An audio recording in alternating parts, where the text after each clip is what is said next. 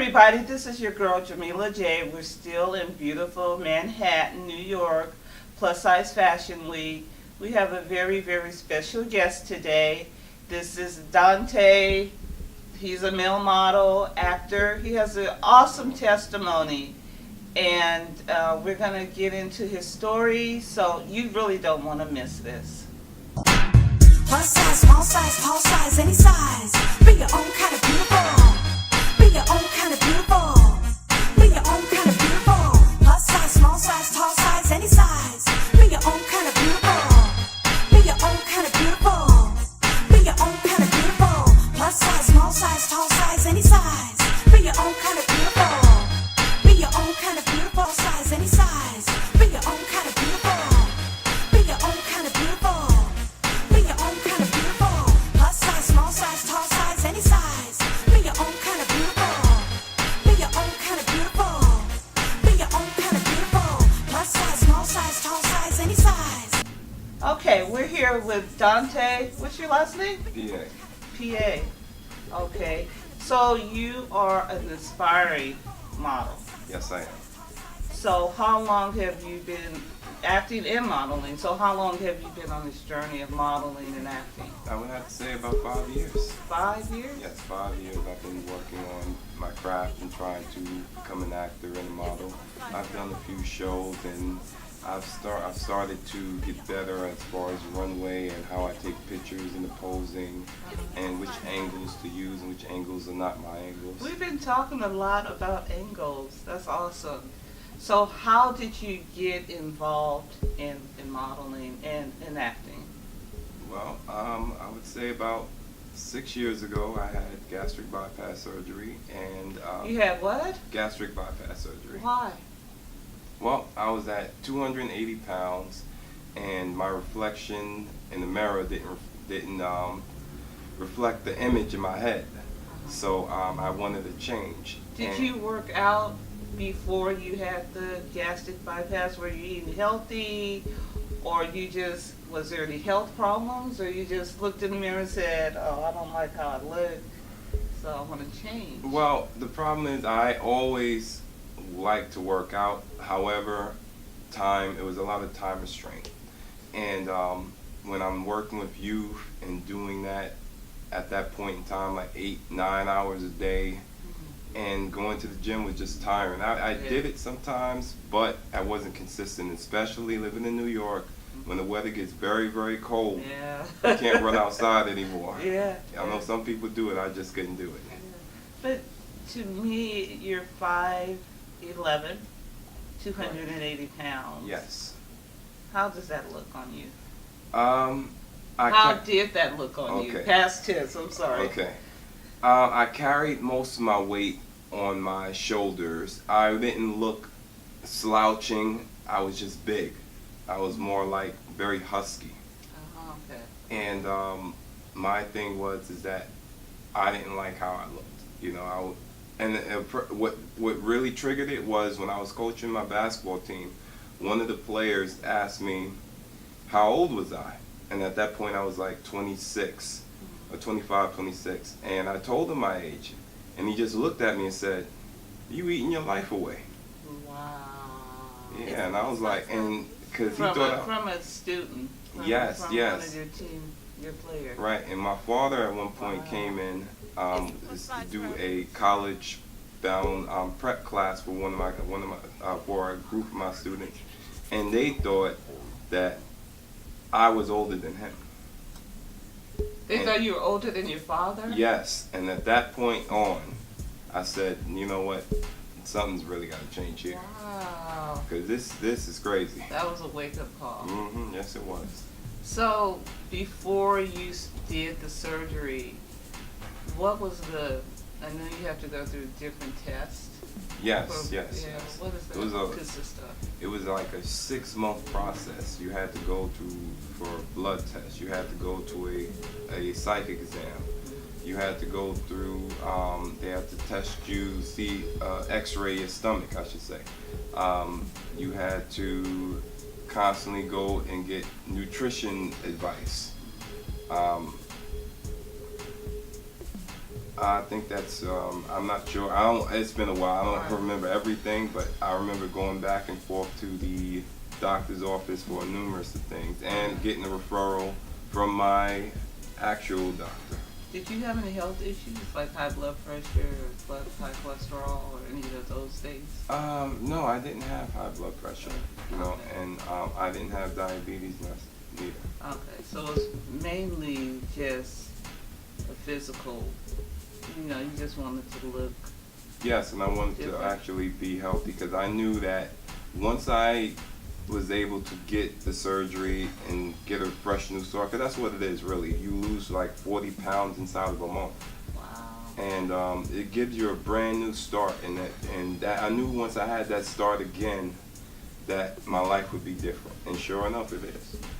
So what is the before and after Dante in terms of confidence and self-esteem, how was it before the surgery?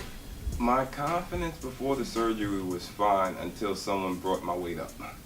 Yeah, and then that's when I started looking at myself, because in my head I was this person, like I Right. said, Mhm. but in the mirror it didn't reflect that, and I realized, and as far as after the surgery, it started reflecting that, and that's when I started taking more and more pictures. Okay. And then did that lead to going to the gym more also because you really wanted Yes. to be toned, I Yes, guess? yes, Yeah. because with that surgery, you have to go to the gym actually, because your body's rebuilding, and in fact, about as soon as you have the surgery, they encourage you to walk within that next day, and it's still very painful. Yeah. And in about 6 weeks or so from that surgery date, they want you to start exercising heavily.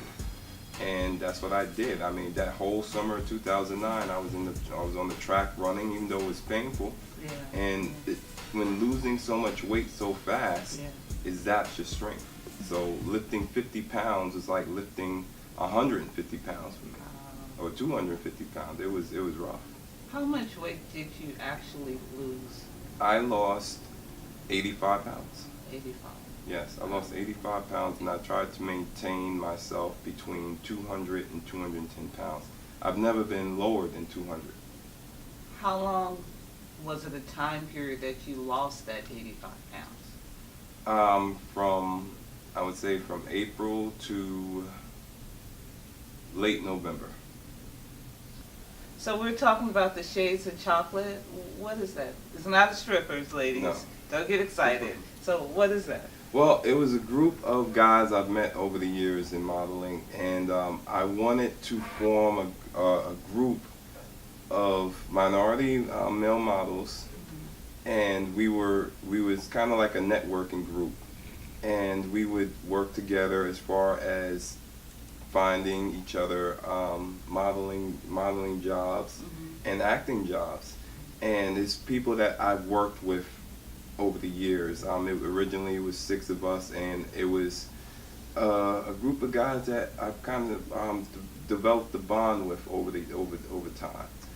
That's cool. It's good to have support in this business because it could be really you have your ups and downs, and you have a lot of no's, but it's good to have a cohesive group of support and to network with one another. Tell me a little bit about your acting. Well, I never really got into acting until about 2012. And that's when I was given an opportunity by a photographer who asked me if I wanted to work on this web series. And unfortunately, it didn't really take off, but I went down to his location in Jersey to at least do the first trailer to it. And at that point in time, I met up with this comedian. His name is Freddie Robinson. And we did this skit to where I was this hitman, and I wanted to continue making sure that the drugs or whatever is still in the communities, and he was against it. And you would think that it was the clip of me was so small that I would kind of breeze through it, but no. I was so nervous when the camera is on me that I constantly messed up my lines. So what's something that should have taken maybe a half hour, it took in a whole hour and a half. They just said, all right, this is what we need you to say, here's this. So I read it a few times, and you know, I kept repeating it, and then once the camera got on, I kind of got the words backwards or things like that, and I was just nervous. But I finally got it right. And it looked good on the film. How many takes did you do? I had to do a lot of takes.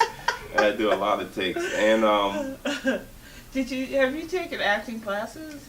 Anything? no, I have not. I didn't take acting classes. Now, as time went on, I kind of started taking the craft of acting. Now, I didn't take acting classes because honestly, I had another career as far as doing youth service work, and the acting classes, and once you get into not just acting and modeling, it becomes a very expensive investment. It is. Yes, it is. Very expensive. So, tell me about a good time, other than your first acting gig. Your first modeling gig. What was a really good time for you in terms of acting or modeling? You want to share with our audience? Good time would have been in Atlantic City Fashion Week. Now, originally, the Pink Fashion Show, they grew to become Atlantic City Fashion Week because they took their product and presented it to those in Atlantic City, and they took a chance and they blew up. That's why, again, Lamont and Gina Bowling, I always have respect for because they made it happen for themselves.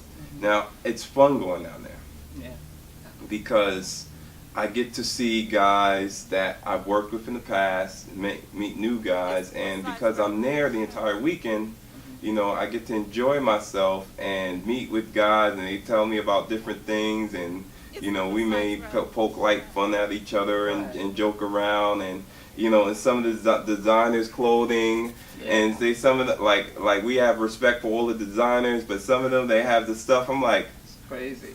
Well, now who in the world's gonna wear that? You are gonna wear it on the runway. It's like, you know, because one guy came in there like they had like, I thought like the stuff that they were wearing. I said, what is this for? A casting from the Lord of the Rings? Yeah. So do you do that show every year? I've done it from 2012 to 2014. I didn't do it last year, and I didn't do it this year. You know.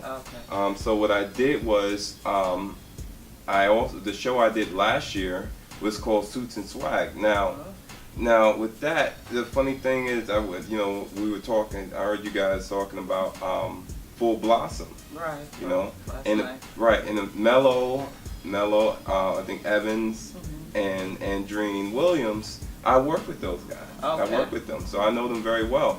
And they wanted me to be in part of the show, but I was not feeling up to it. You know, and the reason why I say that is because, you know, I had a stomach virus not too long ago, and you know, I'm not feeling too good. And you know, when I'm not feeling too good, I tend to gain weight and I lose muscle mass, and I just wasn't ready for that show. Okay. I'm going to leave you with the last word. I always ask my guests to look into the camera and talk from the heart. If you want to talk about the lessons you learned through your journey, your weight loss journey, can you talk about that to my audience? Because we're the plus size revolution, and we're always talking about being a size healthy, regardless if you're 0 to 30.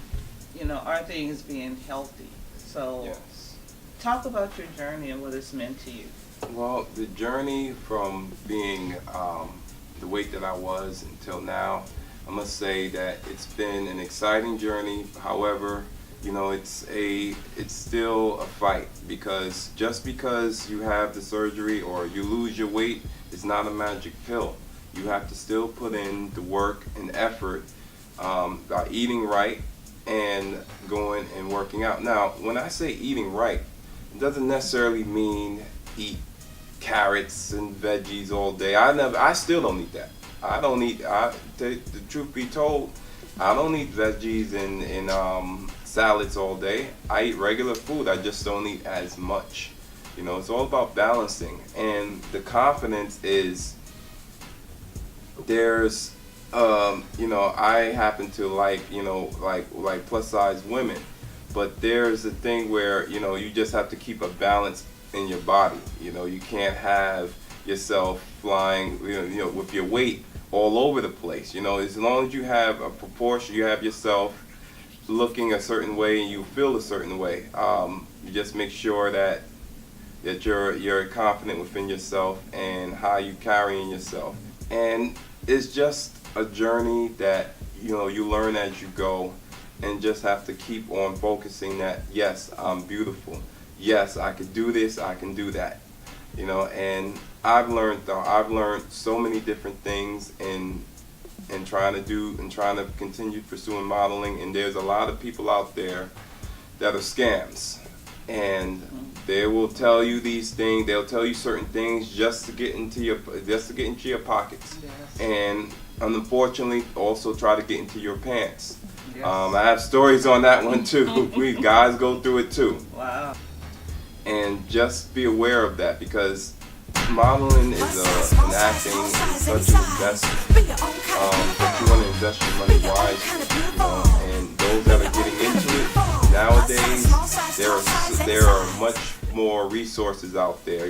Google somebody before you just decide to pay this person this amount of money, because there are some photographers out there that'll sell you on, I have this connection here and I have this connection there. It's just all you have to do is just come pay me this amount of money and shoot with me or do this with me and blah blah blah. And they're just out there for what they can get and just to take your money, and you're out there out your investment and still searching. I want to thank you. I know you're not feeling well, but I want to thank you for coming out. You have an awesome testimony, and I know that people will be able to relate to your story on so many levels. And the next show you do, we want to come with our cameras. We want to see you walk. Okay. No, we don't want to see you walk out the door. We want to see you walk that T. But I'm very happy for your success, and I know you're gonna continue and do wonderful things because you have a very humble heart. Thank you. And just much continued success. And I appreciate being here. Thank you. That's Dante, you guys.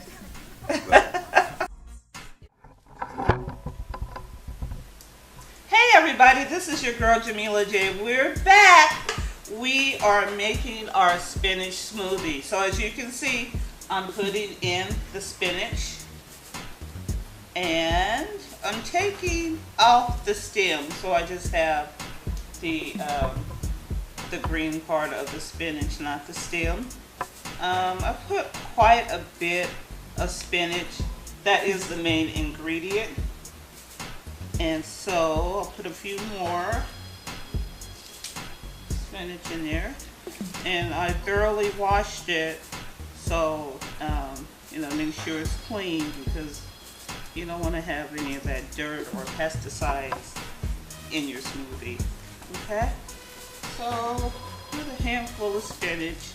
That's the main ingredient, and I've really put quite a bit in mine because I just like it. And I really can I can feel the difference in my body. So just a little bit more. And then we'll put in the other fruit I have. Now some people, they put in avocados. You really can put in whatever you want. And in terms of juice, I usually put in apple juice. But I thought I had apple juice, but whatever I have, that's what I use. And there's a really good apple juice. But I feel, as long as it's not a lot of sugar in the smoothie, you'll be fine. Other people like to have that special blender, I guess, for lack of a better word, the bullet. It's up to you. You know, if you have a blender, I would just use it, because that's what I have. I've had the bullet a long time ago. It really didn't work for me for some reason or another. I think that's enough spinach. So now I'm gonna put in the kiwi. Kiwi, just, you know, and I have a few oranges. Strawberries. Strawberries my favorite. Pineapple is my favorite. So I'm gonna put in all of it. And now I have mangoes. And I'll put in a few blueberries. Okay. And now I like, oh, I almost forgot my yogurt. But I like my smoothies pretty thick. That's just my preference. It's up to you. There's no right or wrong. But so I'm just gonna put in a tad of cranberry juice instead of apple. So if you have apple or really good apple juice, that'll work even fine. Okay, so even, just not too much. I don't know, if you want to put in ice, you can put in ice. It's really up to you how you want to make it. So I'm gonna go plug it in, and when you come back, we'll have a smoothie. Hey, we're back, and we have our smoothie made. And I just went over to where the electric outlet was, and I pushed puree. So it's smoothie just like this, but it's our own. So here we go. So I like to make enough, like I said, for a couple of days. So what I usually do is I will put some away in the refrigerator and kind of drink it, you know, every other day or a little bit every day. So let's try it.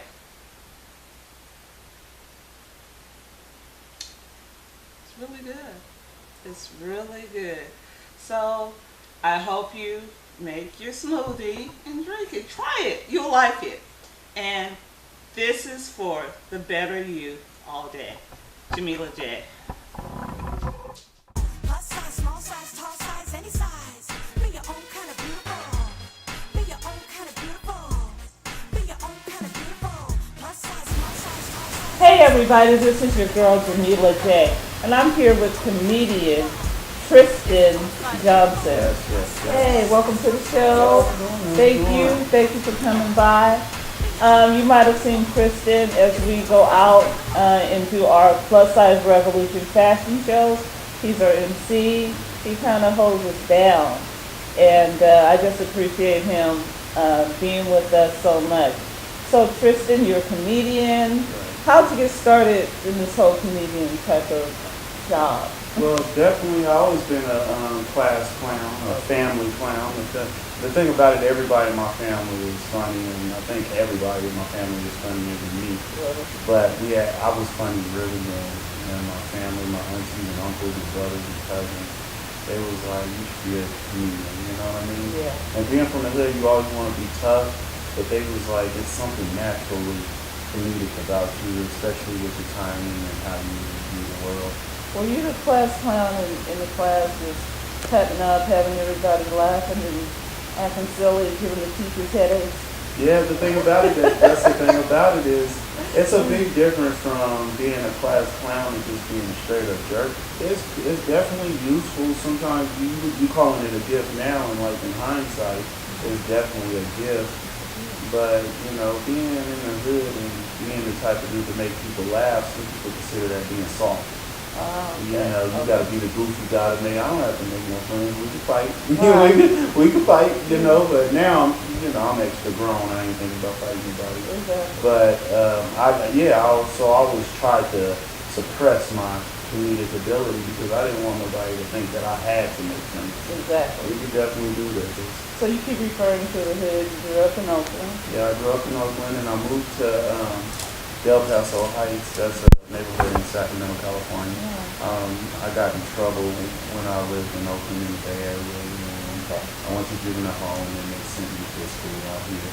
And I finished my last 2 high school years out here and I graduated and did a lot of great things in my life. It was a great thing I moved out here. Yeah. Especially at age 16. I have cousins that died at 17 In Oakland. in Oakland, so it's like moving here at 16 really, that's why I love Del Paso Heights. Love that community. So did you graduate from Grant High School? I graduated on time at Grant High School, got my little paperwork, my diploma, and I'm so proud. And I still went back and went to school after working 2 jobs. I worked at Ladies Foot Locker at Art Mall, Yeah. and I went to night school, went to homeschool, and I went to high So school. you were determined to get your education. Well, yeah, the Heights.